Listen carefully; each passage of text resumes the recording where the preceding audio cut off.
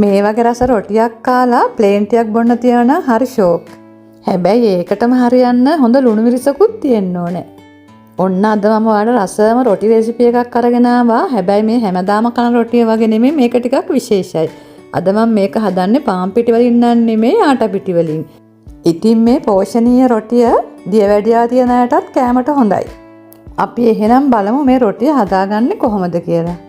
මම සාමාන්‍යයෙන් ගෙදර රොටි හදන්න ගන්නේ මෙන්න මේ වගේ පැකට් කරපු ආටා පිටි. පාන් පිටි සීනි තියන අයට අගුණ වුණාට ආටා පිටි අගුණ නැහැ. මුලින්ම මම මේ වගේ අඬු කෝප්පකින් පොල් කෝප්ප දෙකක් මේ භාජනයට දාගන්නවා. ඔයාලට මැනගන්න ලේසි නිසා මේ වගේ අඬු කෝප්පයක් පාවිච්චි කරන්න. ඊළඟට ලුණු තේ හැඳි එකහමාරක් වතුර මේස හැඳි දෙකකට දිය කරලා මම මේ පොල් එකට දාලා අනා ගන්නවා. රස අනුව ලුණු පාවිච්චි කරන්න. පුංචි ඉල්ලීමක්, ඔයාලා මෙතෙක් මගේ channel එක subscribe කරලා නැති කෙනෙක් ඉන්නවා නම් මේ පාර මාව subscribe කරගෙන like එකක් දාගෙන යන්න. ඊළඟට ඒ ගත්ත අඬු කෝප්පෙටම මම මේ ආටා පිටි කෝප්ප දෙකක් මේ පොල් එකට එකතු කරගන්නවා.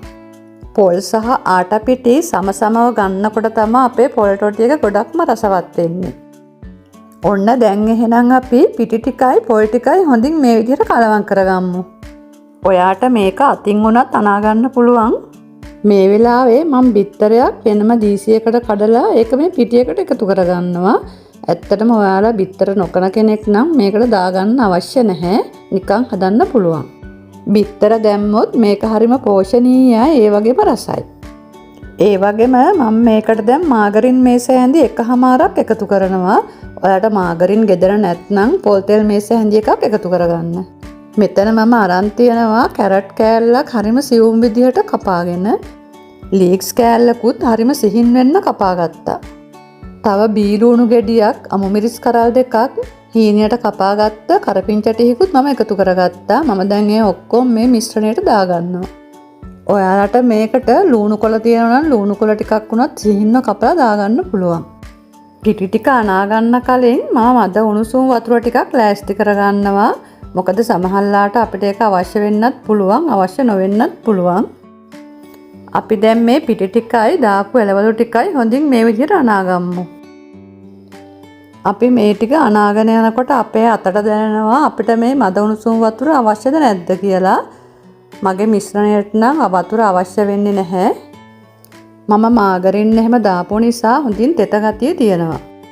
මම වතුර නොදැම්මත් මේ පිටි ටිකේ අතේ ඇලෙන ගතියක් තියෙන නිසා තාම පිටි අහුරක් මේකට දාලා හොඳින් අනා ගන්නවා. ඔයාලා අනාගෙන යද්දී ටිකක් වේලුණු ගතියක් ආවොත් වතුර මේස හැඳි එකක් විතර එකතු කරගන්න. දැන් මෙන්න මේ විදිහට හොඳින් නීට් කරගන්න අත් දෙකම පාවිච්චි කරලා. ඔන්න දැන් හොඳින් නීට් කරගෙන ඉවරයි. ඊට පස්සේ මේ විදිහට පිඟානක් අරගෙන මම පෑ භාගයක් විතර හොඳින් පිපෙන්න වහලා තියෙනවා. මේ පෑ භාගයකට පස්සේ අපේ පිටිමෝලිය දැන් හොඳින් පිපිලා තියෙන්නේ. මම දැන් අතේ පොල් තෙල් ටිකක් ගාගෙන මේ පිටිකුලියෙන් සමාන කොටස් කිහිපයකට බෙදා ගන්න. ඔයාලට කැමති විදිහට ලොකුද පොඩිද කියලා වෙනසක් නැහැ. කැමති විදිහට බෙදා ගන්න. බෙදාගත්ත ගුලි ටික මෙන්න මේ විදිහට හොඳින් බෝල කරගන්න, හොඳට පදම් කරගෙන. මම ගත්ත පිටි ප්‍රමාණය අනුව මට පුළුවන් වුණා බෝල 6ක් හදාගන්න. අද මම මේ රොටි එක තුනී කරගන්නේ කැන්ද කොලයක. කැන්ද කොලයක තෙල් ටිකක් කාලා අරගන්නවා. ඔයාලට මේකට ගෙදර කෙසෙල් කොළ තියෙනවා නම් කෙසෙල් කොලයක් හරි පාවිච්චි කරන්න පුළුවන්. ඒ මොනවත් නැත්නම් පොලිතින් කොලයක් හරි අරගෙන මේ විදිහට හදාගන්න. අපි දැන් රොටි බෝලයක් අරගෙන මේ විදිහට කැන්ද කොලේ උඩ තියලා මේ තුනී කරගමු. ඔයාලා රොටි බෝල තුනී කරනකොට ගොඩක් මහතට ගන්නත් එපා, ගොඩක් තුනීයට ගන්නත් එපා. සාමාන්‍ය ගානට ගන්න. මම මේ රොටිය පුච්ච ගන්නේ මේ වගේ පෑන් එකක කලින් තෙල් ටිකක් ගාලා රත් වෙන්න ඇරලා ඊට පස්සේ මේ විදිහට රොටිය දාගන්නවා. ගින්දර නම් වැඩි කරගන්න එපා. සාමාන්‍යයෙන් රොටි පුච්චනකොට ගොඩාක්ම ගින්දර අඩුවෙන් තමයි තියාගන්න ඕනේ. ඔයාලට මේක රොටි තැටියක් වුණත් පාවිච්චි කරන්න පුළුවන්. තව රොටියක් තුනී කරගන්න අතරේ අපි දැන් ලිපේ තියෙන රොටිය අරගෙන බලමු. මේ පොඩ්ඩක් අනිත් පැත්ත හරවලා බලන්න. රොටිය පිච්චිලා නම් මෙන්න මේ ගානට නැවත අනිත් පැත්ත හරවා ගන්න. විනාඩි 2ක් 3ක් යනකොට එක පැත්තක් පිච්චෙනවා. මේ රොටි පිච්චෙනකොට හරියම සුවඳක් තමයි එන්නේ.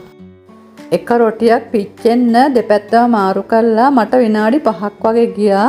ගින්දර ගොඩාක්ම වැඩි කරගන්න නැතුව මේ විදිහට පුච්ච ගන්න. ඔන්න දැන් මේ තියෙන්නේ මම හදාගත්ත රොටි ටික. බලන්න හරිම ලස්සනට තියෙනවා. ගොඩක්ම පිච්චිලත් නැහැ. ඉතින් මේ වගේ රොටියක් අපිට ඕන වෙලාවක කන්න පුළුවන්. ලේසියෙන් හදාගන්නත් පුළුවන්. මේකට හොඳට ලුණු මිරිසක්, ඒ වගේම ෆිෂ් කරි එකක්, එහෙම නැත්නම් චිකන් කරි එකක් වගේ තියෙනවා නම් හරිම රසට කන්න පුළුවන්. ඉතින් හැමදාම එකම විදිහක රොටි කනවට වඩා මේ වගේ වෙනස් විදිහක රොටි හදලා කාලා බලන්න.